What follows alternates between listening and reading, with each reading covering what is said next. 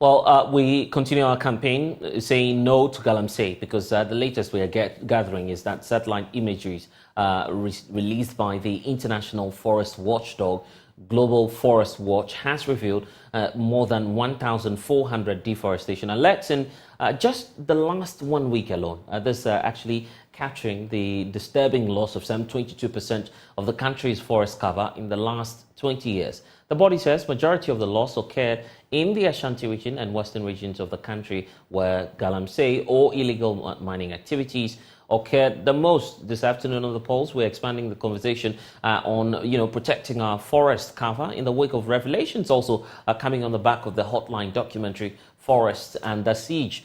We have excerpts of that documentary for you, plus analysis and conversation with our expert here on the show. But first, though, let's get to the details of this latest report released by the Global Forest Watch, which we have on your screens right now, pointing to, first of all, the fact that as a country, we had in all 7 mega hectares of natural forest cover, extending to some 30% of the landmass area that we have as of the year 2000. But 22 years down the line, Ghana has lost some 1.53 mega hectares of that forest cover, and that is the disturbing image that we're talking about. That's translating in all to some 22% of our forest cover, a decrease in what we had 20 years ago by some 22%. Now, beyond that as well, we do know that when you take a look at the map and the forest cover alerts that we're talking about, 3.9% of our tree cover loss occurred in areas which are dominant, where, of course, the dominant factors of, this deforestation is prevalent. So you take a look at, the southern parts of the country, parts of Ashanti region, you of course can't see from the map there that there's a very significant level of deforestation taking place. As part of the driving factors, we know and understand that deforestation is accounting for some 3.9% in all. And this is all according to the Global Forest Watch report, as we're pointing out to you. Beyond the forest cover that we have, the areas recording, that speedy loss of forest cover include the western and Ashanti regions that are leading the chart here. Some 536 hectares of land, being lost there. And in terms of the Ashanti region, they are within the range of 356, eastern following through central and the Bono for areas, all responsible for, in all, 58% of the forest cover loss. So that's the magnitude of challenge we're having, experiencing much more of these problems in the western and Ashanti region. The translation of that is that obviously the areas where we record much more of activities of illegal mining, you see a corresponding increase in the level of forest cover loss. But in all, government is seeking to create a buffer zone policy which will tackle largely issues of conserving wildlife, protecting, to regenerate and maintain forest cover. There's also the portion where government is targeting improving water quality, because that's becoming a concern for many who are living in riverine areas, and of course these areas where illegal mining activities are very rampant. There's also the fourth leg to this, which is talking about influencing local climate, which is part of this whole raft of policies government is introducing under the buffer zone policy in a bid to address this. So that's the policy approach government is using. And in fact, President Akuffo has been speaking about this at the Africa Climate Change Summit, where he actually defended the track record of his government in fighting illegal mining. The president talked about, government's management of the forest resources, and here's his view on the matter. We placed a ban on illegal mining, the phenomenon we call Galamsey, which was destroying our water bodies, vegetation, and our forests. Some 20,000 young people have been engaged to plant more than 30 million trees in 2 years to create jobs and restore degraded land. These policy initiatives are already using positive results to the attainment of the SDG goals, particularly the goal of reducing our carbon emissions. Additionally, I have established an advisory group of prominent private sector chief executives who are setting up a $100 million SDGs delivery fund and a $200 million green fund to complement government's efforts at tackling climate. Okay, the position of President Akuffo there, but Joy News' Hotline Documentary is pointing, to a different set of facts that we have on the ground, because in the forest itself, there is distraction and it's becoming vast and wide. Erastus Asare Donko has been to the Apamprama Forest Reserve, and here are excerpts of our Hotline Documentary. In the midst of all this distraction and the billions of dollars in gold taken from this area, communities remain the poorest. They brought in a transformer and wired the town, so we thought we would be connected in about a year. Benenebane community, for instance, is yet to be connected to the national electricity grid. It has been reduced to poor infrastructure and a deprived community with few opportunities.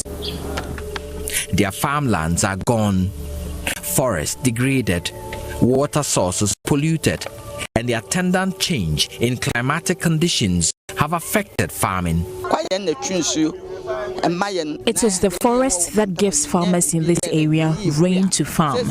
But now, if God doesn't intervene, we will not have the rains to grow our crops. The indigents of Benenebane share their dilemma. We've not gained anything. Look at our schools, toilets, and our town. We are helpless. When they come, they promise a lot of things, but they don't fulfill these promises. Meanwhile, Ghana has secured a $103 million World Bank loan to, among others, restore cocoa lands, engage the restoration of polluted water resources, and reclaim degraded forest lands, including the Apamprama Forest Reserve. Just before airing this report, we decided to go back to the Apamprama to gauge the situation there. We found many Chinese miners are back to mine in the forest. Some have hit the ground mining, while others have set up camp to continue mining in a forest built for reclamation. You can see fresh excavators, about 8 drums of diesel. Very shocking revelations there by Erastus Asare Donko, who's now discovering more, as we're learning of, Chinese nationals back in the forest reserves. And in fact, that's corresponding to the level of forest cover loss that we're experiencing in this very latest report that we're seeing. It's a good time now to be bringing in Nana Boachi Tumasi Ankra, who's project manager for Trop Boss Ghana. That's a civil society organization focusing on forest cover across the country. Awula Serwah is also convener for the Eco-Conscious Citizens, joining us via Zoom. Thank you, gentlemen and lady, for joining us. Awula, let me start off with you, because yesterday, we're having this conversation about this whole campaign to ensure that we protect our forest cover. But the latest we're discovering out of this Hotline Documentary is, we keep losing more, 22% as of now. And who knows what may happen in the next 10 or 5 years. I mean, for those who are not coming to terms with the likely effect, just paint that picture for us about the potential damage and what this means for our livelihoods. I mean, we all know that our forests are our lungs. So just take it as a person and you are removing your lungs. What on earth is going to happen to you? We also know how our forests protect against what shall I say, flooding and disasters and so on and so forth. And as the lady in the video eloquently put it, it also aids the livelihood of people. I mean, I am angry. I'm extremely angry. I mean, what we are doing is supervising mass murder because we know the consequences of what we will do. And then to have the gall to sit at a conference and to say that the policies are working is beyond belief. is just beyond belief. I mean, journalists have put their lives on the line, have gone and, conducted these documentaries. We can all see what is going on. And some are engaging in, a fantasy world, pretending that policies are working. We know what to do, and we should just do it. We've had Professor Frimpong Boateng's report, no action has been taken. We had the destruction for gold, no action has been taken. We have this current documentary. What else do we need to wake up to the fact that we are supervising our own destruction? Because when the last tree dies, the last man dies. And then there's the question as to, government policy and the conviction by the president that the policies are indeed working. Is it all bad, or there are no successes at all to celebrate from what the the facts speak for themselves. I mean, we're not living in an imaginary world where we want things to go in a particular way, but we're not prepared to take the steps that will give us the outcome we want. The president and all those in authority know the steps they should take if they want to have the desired outcome. How do we have our forest reserves invaded by Chinese and other nationals? We even had the case in Setri where 3 young people were shot and 1 was killed.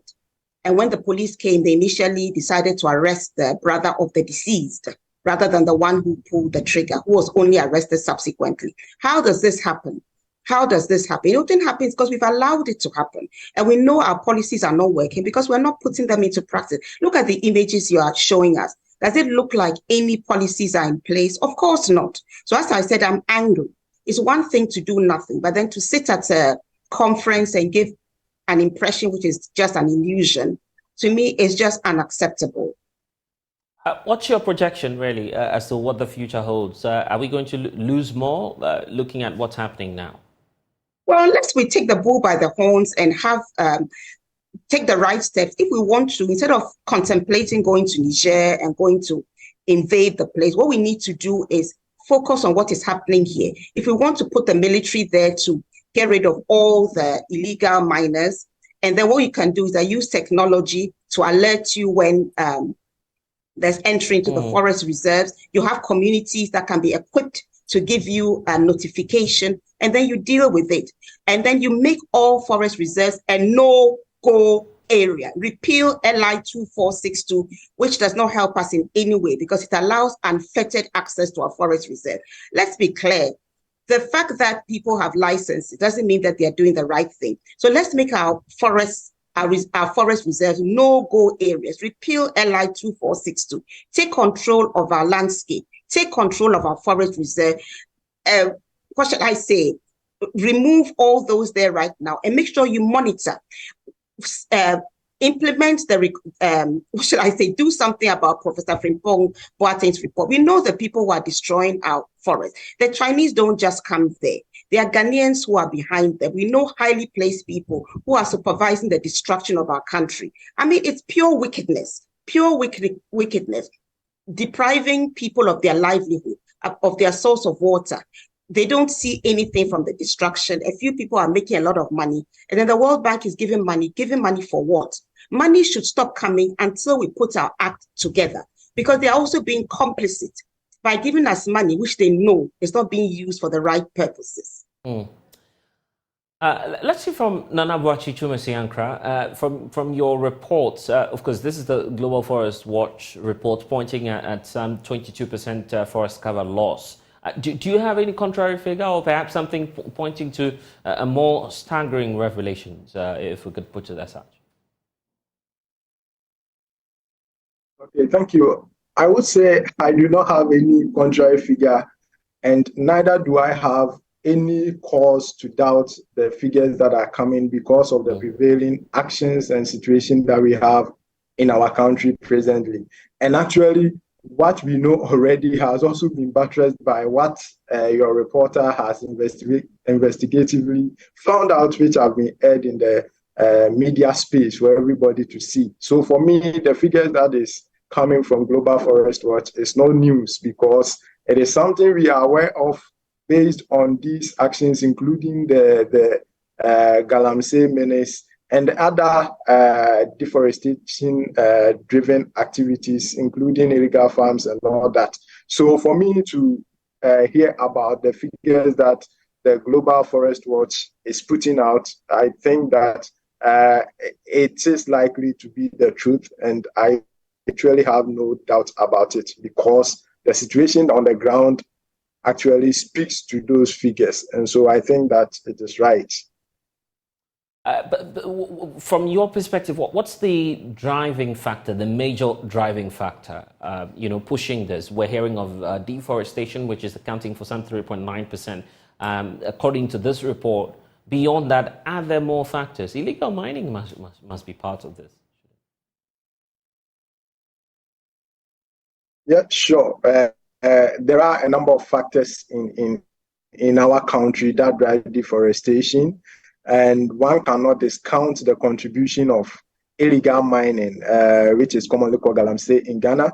However, that is not the only thing, but whatever it is, including expansion of farms into forest reserves, wildfires. But now we see more of these anthropogenic or human-induced drivers working more, which is really in our situation, the expansion of agricultural practices into forest reserves, and also this Galamsey situation which is happening. And so for me, even though there are other minor contributing activities like illegal logging is also contributing, but compared with the Galamsey and the vast nature of the destruction that Galamsey causes, you cannot compare that to even what we have always dreamed about, the illegal logging, and then probably in some areas, especially in the dry areas or the transition areas of Ghana, where fire is also prevalent. So I think that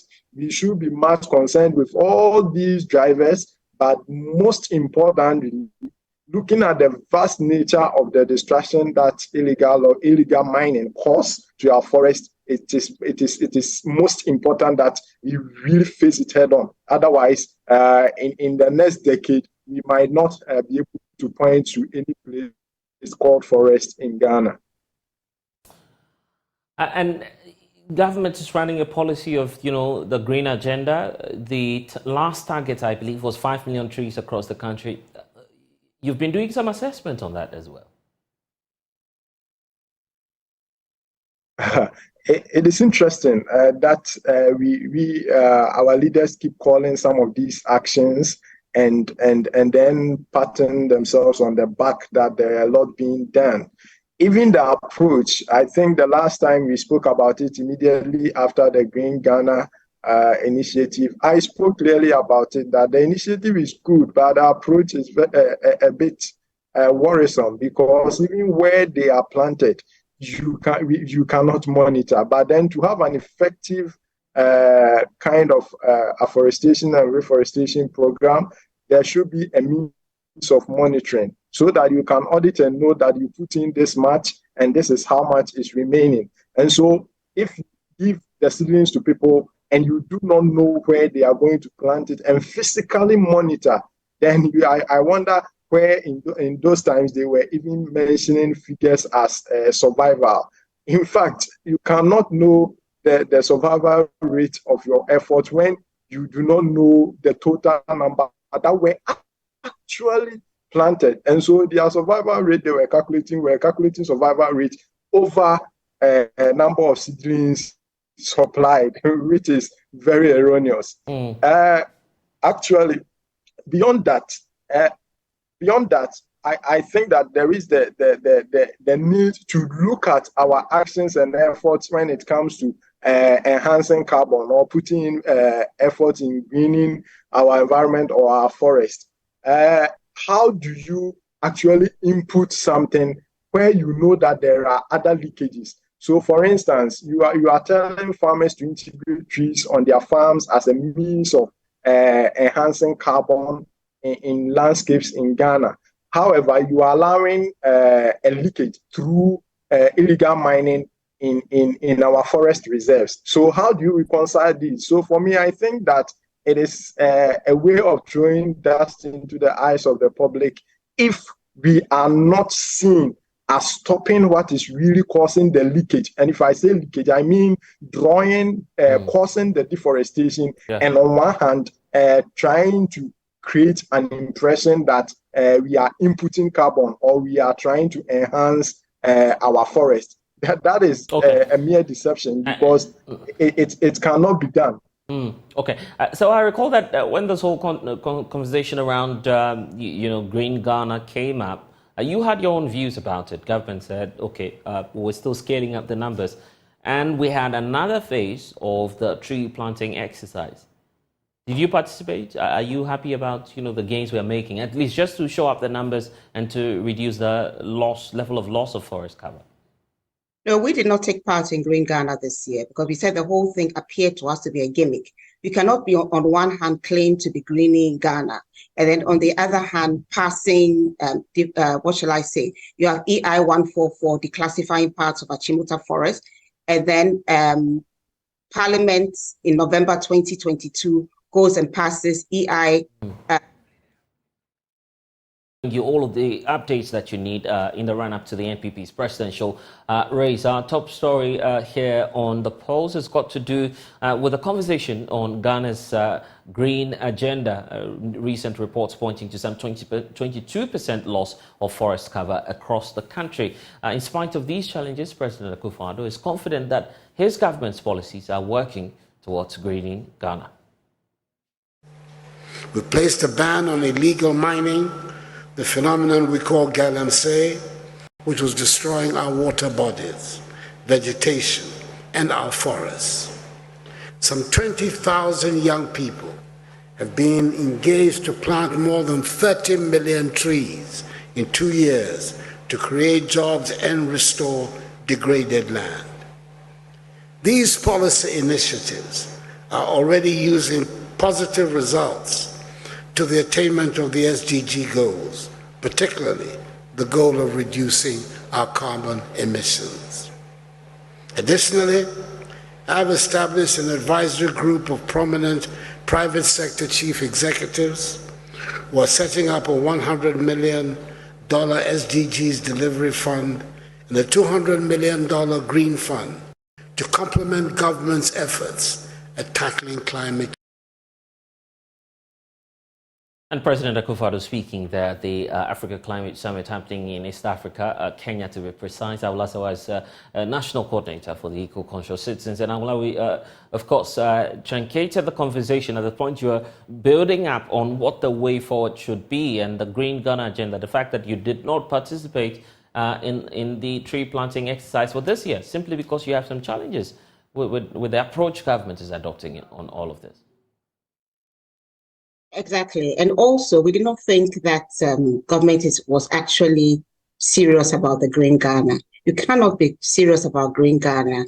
On the one hand, all the publicity, we are planting X million number of trees. What happens to the trees? I mean, we had reports of some of the trees being munched upon by, goats and so on and so forth. But more importantly, if we are interested in greening Ghana, why haven't we done anything about Frimpong Boateng's report? We have asked for I've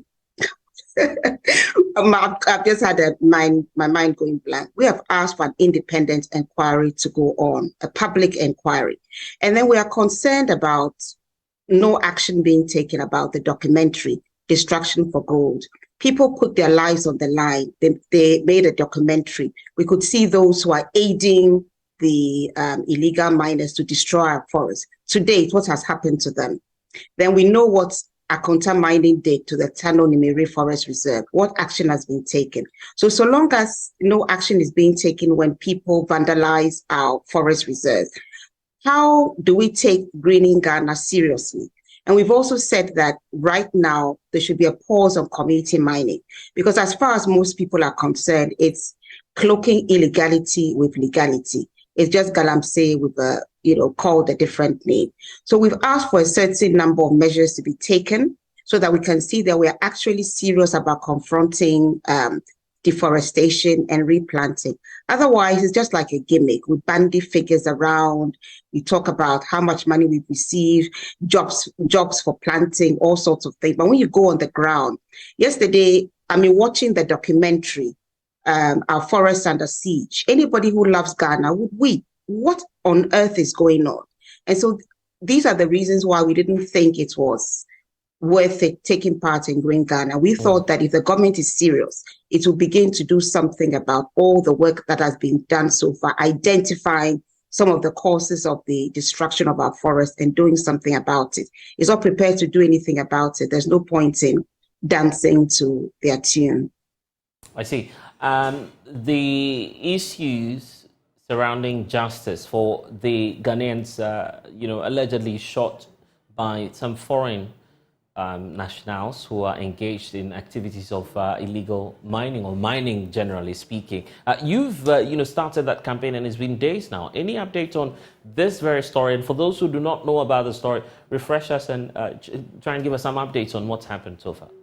Yes, the update is that as I said, I've got a mind blank today. I'm so angry about what is going on and how Ghanaians are being taken for a ride because we know our measures are not working. So to go to a conference and pretend that the measures, in fact, I don't even know what measures are working, when we can see the devastation, is just, I can't even find the words. But yes, in Seshri, known as Seshri Abroad, the young people there decided to protect their community from illegal mining. There was illegal mining going on by Chinese nationals. So they went there and were taking what the president said seriously about being active citizens and not spectators. Unfortunately, they were shot at. And according to the community, the person who shot actually meant to kill them. Whatever the case, one person was killed and 2 others were wounded and are in critical condition, according to our sources. When the police came onto the scene, what they did was to arrest the brother of the deceased person. And it was after a while that the perpetrator, the one who shot the deceased teenager, he was 18 years old, we are told, was arrested. In between, we called the regional commander to find out what was going on. He assured us that the accused had been arrested and was in custody, and he wasn't quite sure about what had happened on the ground, because we were telling him that our information is that the brother of the deceased was arrested at first and wanted to know why, because he reminded us of what happened at Asemkrom, where again the young people decided to protect their environment, not to be speaking and making speeches, but to actually protect their environment. And they were rather arrested. And our information is that the illegal miners were carrying on. Now we can see all the evidence about the Black Volta, so many places where, despite complaints, illegal mining is still going on. So to come back to the 3 teenagers, we want justice for them. We want the perpetrators. We are told they're in custody. We believe that to be the case.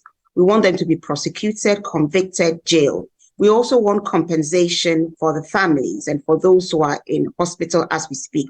And we want assurances that the police, who are mandated to protect, will protect our communities from these menace of illegal miners. And this kind of incidents will not keep happening, because we are told that it's been happening around the country. These illegal miners being armed and shooting at whoever chooses to resist them. So that's what we are saying. They must be justice for them and for other people who are being assaulted by illegal miners, whilst our authorities appear to stand idly by, doing nothing to protect them. Well, Awula Serwah, thank you for joining us. This is just the beginning of that story. We'll keep monitoring closely and bringing you some updates here on the Joy News channel. Grateful.